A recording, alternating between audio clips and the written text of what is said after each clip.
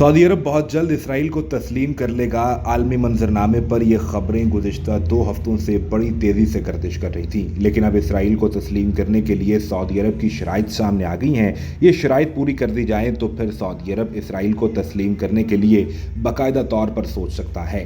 अल Arabia news की एक report के मुताबिक जो बाइडन इंतज़ामिया गुज़िश्ता कई महीनों से सऊदी अरब और इसराइल के दरमियान सालिसी की उम्मीद लगाए बैठी थी कि यह हालिया तारीख के सबसे बड़े तारीखी मुआहदों में से एक होगा।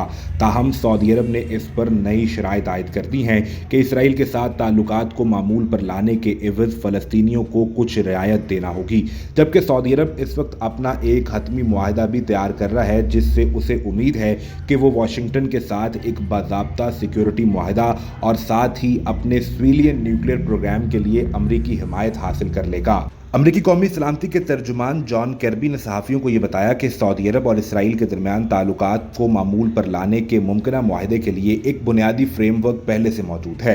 हमारे ख्याल में तमाम फ़रीक़ैन ने बुनियादी ढांचा तैयार कर लिया है जिस पर सब अमल कर सकते हैं। अमरीका अब भी अवाम से बात करने में मोहतात है कि फ्रेमवर्क कैसा होगा और हर फ़रीक से क्या तवक्को की जाएगी। नेतन्याहू हुकूमत मुबैना तौर पर मकबूजा फ़लस्तीनी इलाकों में यहूदी बस्तियों को ख़त्म करने के अहद से गुरेज़ा है, जो फ़लस्तीनियों को बेहतर ज़िंदगी फराहम करने के दीगर मुतालबात के अलावा है। कहा कि किसी भी पेचीदा इंतज़ाम में हर किसी को कुछ करना होगा और हर किसी को कुछ चीज़ों पर समझौता करके पीछे हटना होगा। सऊदी अरब और इसराइल के दरमियान मुआहदा दोनों के साथ साथ अमरीका की कौमी सलामती के मफादात और इस खित्ते में बाकी सब के लिए भी फ़ायदेमंद होगा।